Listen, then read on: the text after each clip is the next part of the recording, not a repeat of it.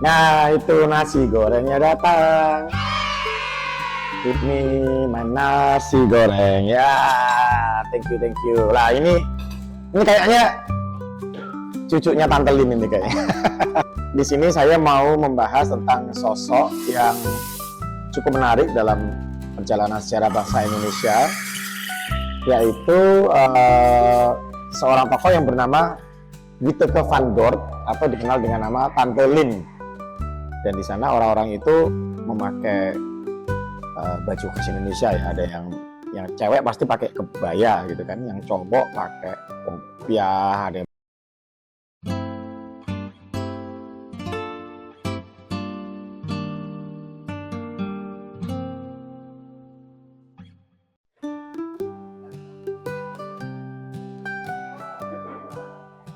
Halo Sobat Deka, ketemu lagi sama Menirwi Deka Karanganyar. Sekarang kita akan jalan-jalan ke OK Cafe yang ada di Karanganyar. Yuk.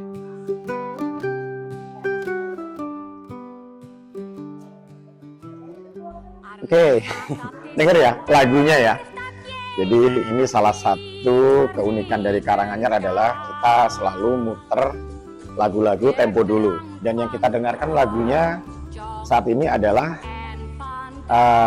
lagu yang berjudul Den Haag. Ya, Den Haag itu adalah salah satu kota yang ada di Belanda, dan ini lagu dinyanyikan oleh Tante Lin. Nah, mungkin di antara kalian ada yang sudah pernah dengar tentang Tante Lin, tapi mungkin sebagian juga belum pernah dengar. Ayo, kita ngobrolnya sambil ngopi ya. Hola, ini namanya Gabi from Argentina. Brazil. From Brazil. Okay, so one cappuccino. One cappuccino. Ya. Good.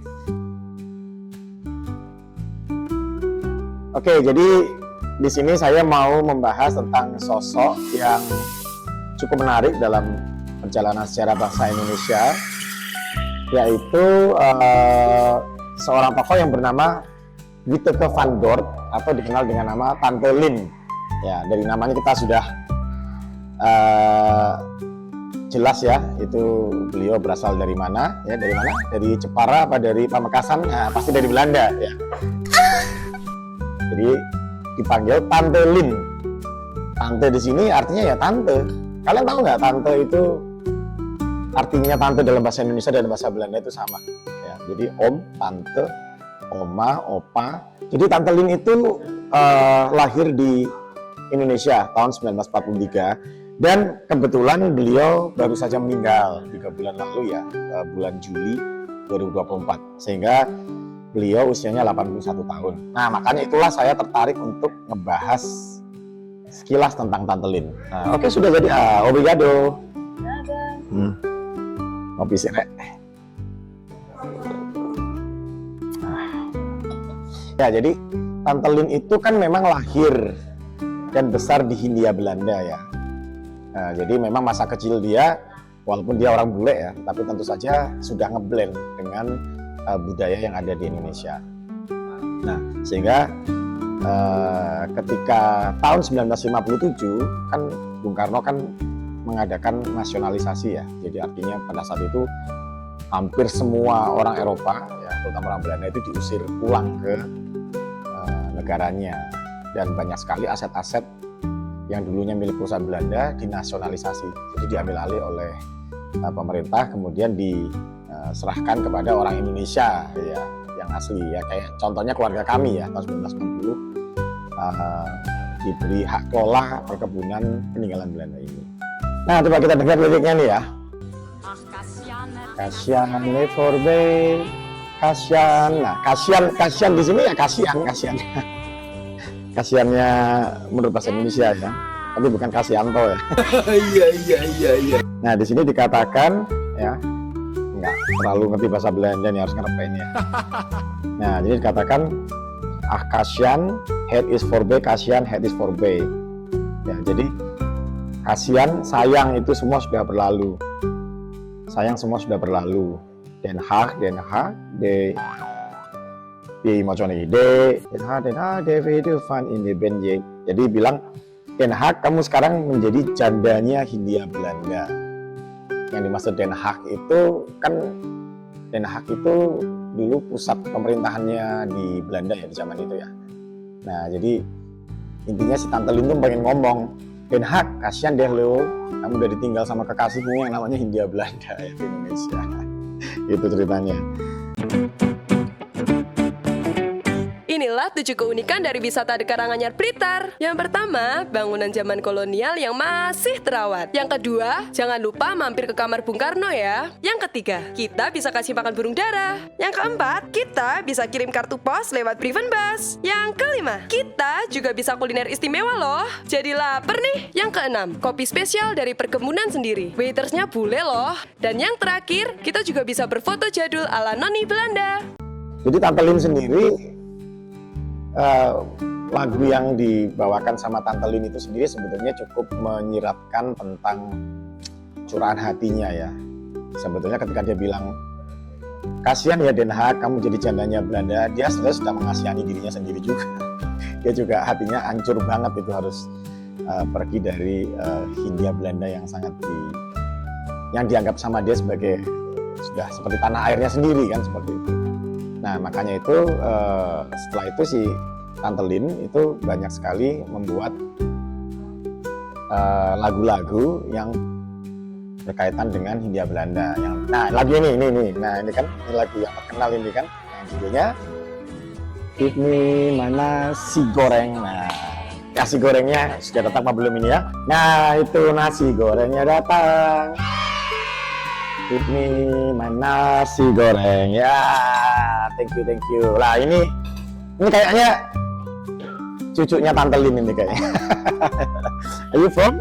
From Germany. Oke, Germany, Deutschland, ya, and Netherlands. Jadi tetangga guys. Ya. Oke, danke.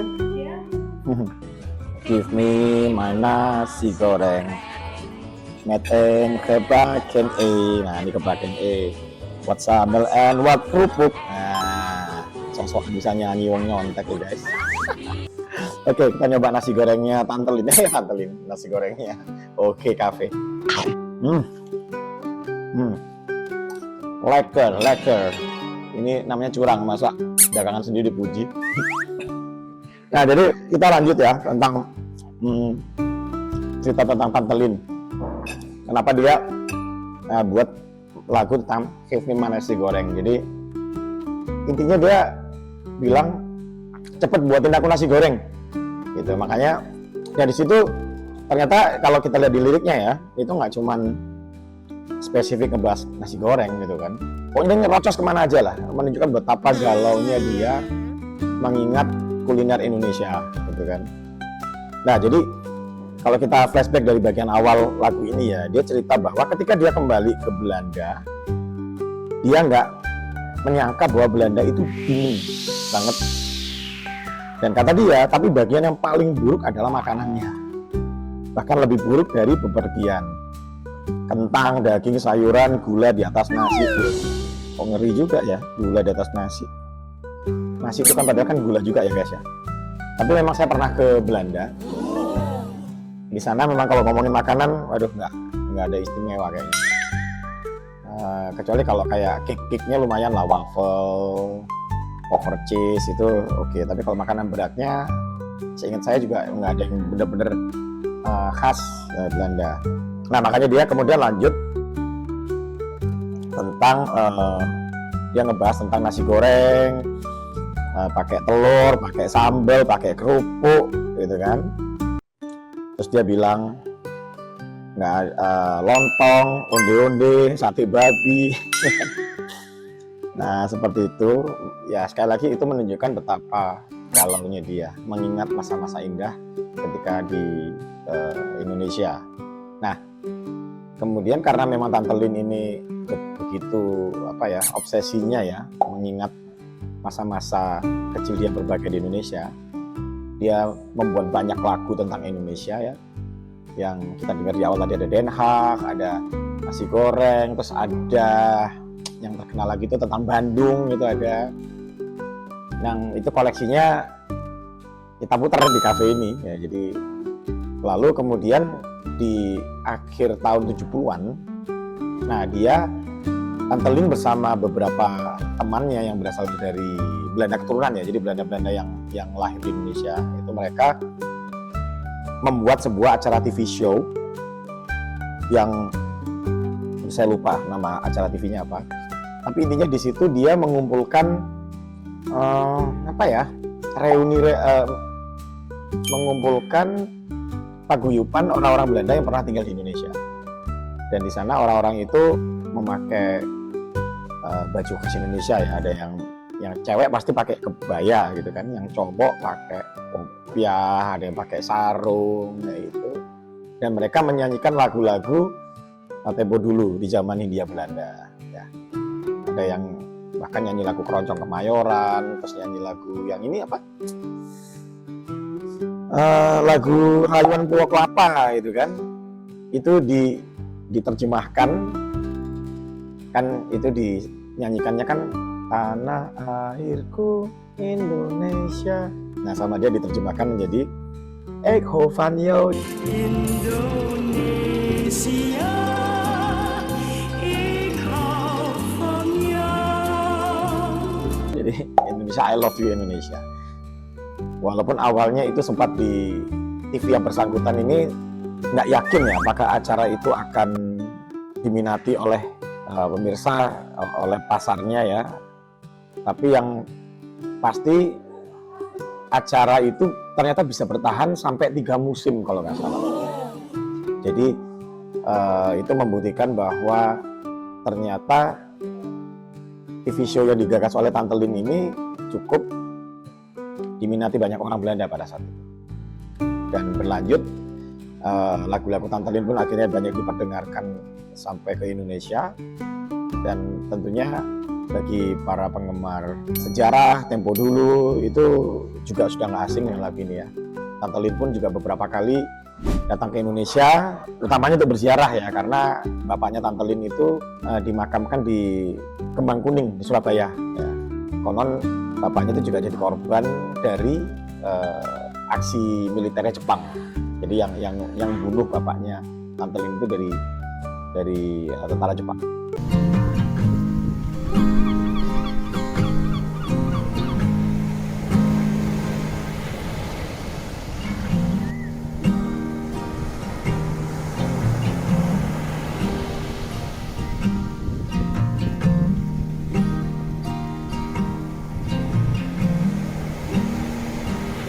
The Karanganyar Coffee. Jadi juga harus mengucapkan terima kasih karena lagu-lagu Tante Lin ini salah satu yang membuat suasana OK Cafe ini menjadi lebih hidup ya, di mana banyak pengunjung di sini yang mereka merasa bahwa mereka benar-benar seperti bernostalgia di masa lalu. Itu juga tidak lepas dari lagu-lagu tempo dulu yang ada di sini yang banyak sekali merupakan lagu dari Tante Lin. Jadi ketika beliau meninggal 2 bulan yang lalu, saya secara pribadi juga ikut berduka cita, dan saya berdoa semoga Tante Lin mendapatkan tempat terbaik di sisinya, mendapatkan kedamaian. Jadi sebelum saya benar-benar mulai makan nasi goreng ini, saya ingin mengucapkan Tante Lin, thank you well. Terima kasih.